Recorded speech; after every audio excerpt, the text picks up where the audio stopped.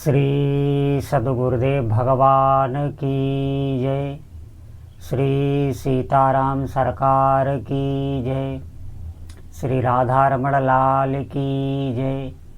श्री गौरी शंकर महादेव की जय। सभी दर्शकों और भक्तों को कोटि कोटि प्रणाम। सबको प्रेम भरा जय जय श्री राधे, जय जय श्री सीताराम।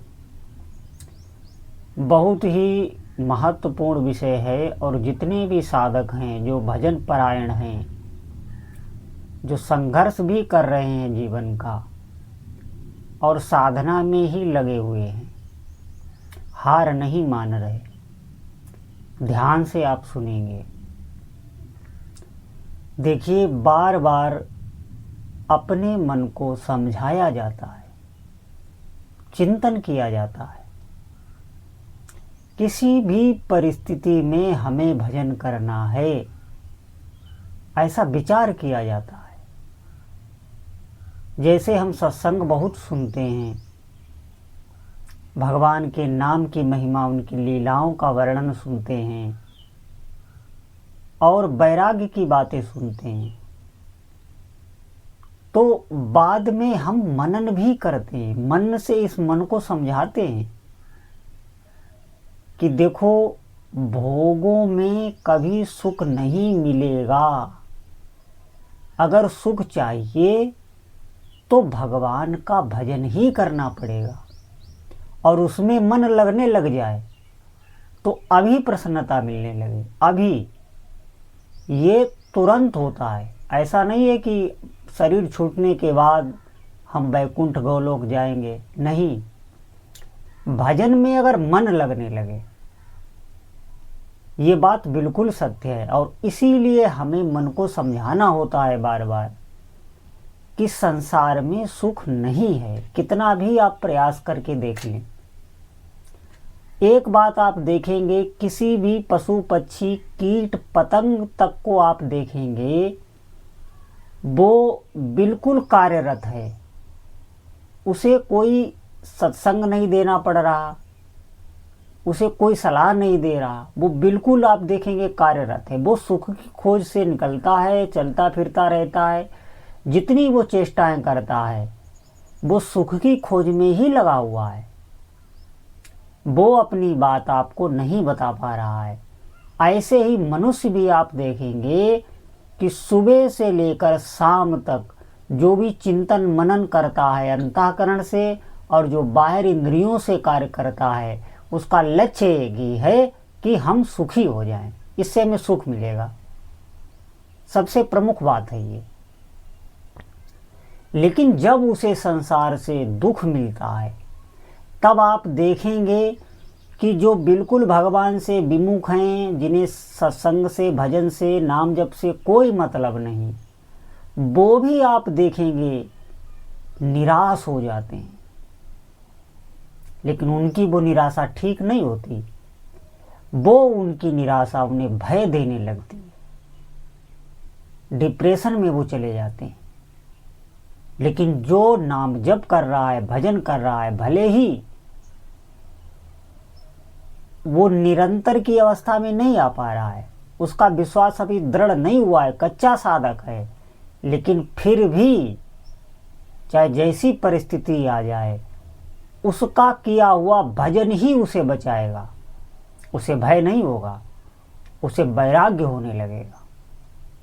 ये लाभ होता है नाम जापक को। और वैराग्य का एक अलग ही सुख होता है, ये बात ध्यान रखना आप। ये सुनने में ही भय लगता है। भय क्यों लगता है? क्योंकि मन मलिन होने के कारण वैराग्य की बातें सुनने से हमें भय लगता है। भोगों में आसक्ति होने के कारण, क्योंकि हमें लगने लगता है कि हमारे भोग छूट ना जाएं, ये परिवार छूट जाएगा, हमें छूटने का भय सताने लगता है। इसीलिए ये मन में ऐसी बातें, वैराग्य की, दृढ़ भजन की, भगवत प्राप्ति की बातें सुनकर ये भय लगता है। आप बिल्कुल अपने मन को तनाव मुक्त रखें। वैराग्य जब आता है, उसकी गंध तक आती है, तो बिल्कुल आप प्रसन्न रहने लगेंगे और इतना ऐश्वर्य मन में छाया रहता है कि एक राजा भी उसे फकीर लगता है। ये वैराग्य मन से ही होता है, बाहर से नहीं वैराग्य होता है।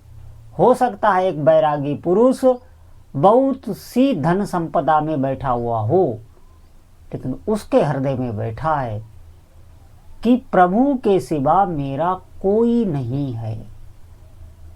ये उसके मन में बैठा हुआ है, ये भाव उसके दृढ़ हो चुका है साधना से। ये साधना से होता है, ये ऐसा नहीं है कि आपने एक बार सोच लिया और हो गया, नहीं। इसके लिए निरंतर नाम जप, अधिक से अधिक नाम जप करना होता है, विश्वास के साथ नाम में लगना होता है। सभी आध्यात्मिक जितने बल हैं उस साधक के हृदय में आ जाते हैं जिसने नाम जप का अवलंबन ले लिया। जो भी ज्ञान आध्यात्मिक है वो स्वतः ही उसे मिल जाता है। ये बात आप ध्यान रखें। तो कभी भी नाम जापक साधक हार नहीं मानता, चाहे जैसी भी परिस्थिति आ जाए। क्यों? क्योंकि उसकी सहायता होती है। वो सहायता बाहर से दिखने में नहीं लगती। बाहर से तो बहुत लोग ये भी अविश्वास कर लेते हैं कि देखो ये कितनी भक्ति कर रहा है, लेकिन दुख पे दुख, संकट पे संकट, इसका तो कुछ भी ठीक नहीं है। ये बाहरी क्रियाएं देखकर वो अविश्वास कर लेते हैं भक्ति पर, लेकिन उनको ये नहीं पता होता है कि उसके हृदय में क्या चल रहा है। वो उसी में रहना चाह रहा है। वो एकांत में बैठकर जो अपने प्रभु के लिए तड़पता है, रोता है, क्योंकि जब दुख पड़ता है तो भक्ति बढ़ने लगती है। ये नियम है। सुख में हम भक्ति को भूल सकते हैं, क्योंकि ज्यों ही कई कल्पों का इन इंद्रियों का अभ्यास है भोगों का, और सुख में जब भोग प्राप्त होते हैं तो प्रभु को साधक भूल सकता है। ऊंची ऊंची अवस्था के साधक भूल जाते हैं, हमारी आपकी बात ही क्या है।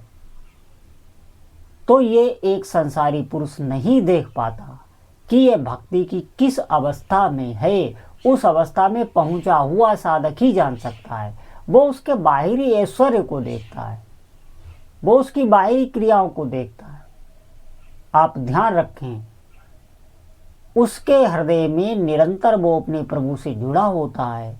उसे हर एक बात का संकेत मिलता है। उसके भीतर शांति होती है, उसके भीतर व्याकुलता नहीं होती, क्योंकि वो देख रहा है कि मेरा प्यारा ही सब कुछ कर रहा है, वही करने वाला है। ये उसे अनुभव में हो जाता है। ये सोच के नहीं होता है जैसे हम लोग सोच लेते हैं, ऐसा नहीं है। ये उसे अनुभव हो जाता है। ये उसका विश्वास बहुत दृढ़, बहुत गहरा होता है। तो नाम जब जो साधक जितना अधिक करेगा, उसे जितने भी आध्यात्मिक अनुभव हैं, आध्यात्मिक बल हैं, वो सब उसे प्राप्त होने लगते हैं। और उसकी जो भौतिक स्थिति है, जो संसार में जहाँ भी वो कार्यरत है, उसमें उसका दैवी शक्तियाँ सहयोग करने लगती हैं। उसका जीवन आनंदमग्न हो जाता है। इस बात पर आप विश्वास करें। थोड़ा बहुत संकट उस पर भले ही आ जाए, जो कि उसे किसी प्रकार की हानि नहीं करेगा, बस उसके मन को प्रभु में लगाने के लिए। और वो भी हर साधक का नहीं। जो जैसा साधक होता है, जैसे अंतःकरण वाला होता है, कई जन्मों की उसकी रहनी होती है, उसी प्रकार से आप पर नाम का प्रभाव पड़ेगा। ये नहीं है कि किसी साधक पर संकट ही संकट है तो आप पर ही संकट पड़ जाए, ऐसा बिल्कुल नहीं है। किसी साधक की तुलना न करें भक्ति में। आप देखेंगे कि भक्ति में चल रहे हैं, बहुत से संकट हैं, तो आपको भी श्रद्धा हो जाए, आप भी तुलना करें कि हम भी चलेंगे तो हमारे साथ भी ऐसा होगा। ऐसा बिल्कुल नहीं है। वो साधक किस रहनी से कई जन्मों से रह रहा है, कैसा उसका अंतःकरण है, ये तो नाम ही जानता है। हम तो बाहरी दृश्य देख रहे हैं।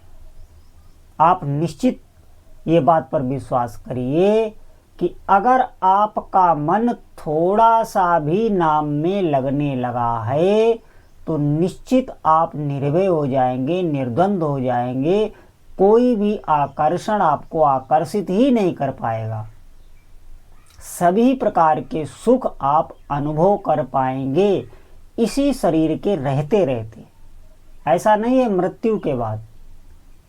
तो ये बात साधक ध्यान रखें, हमें अधिक से अधिक नाम जप करना है, जिससे हमारा अभ्यास बन जाए और नाम जप में मन लगने लगे। बोलो जय जय श्री सीताराम।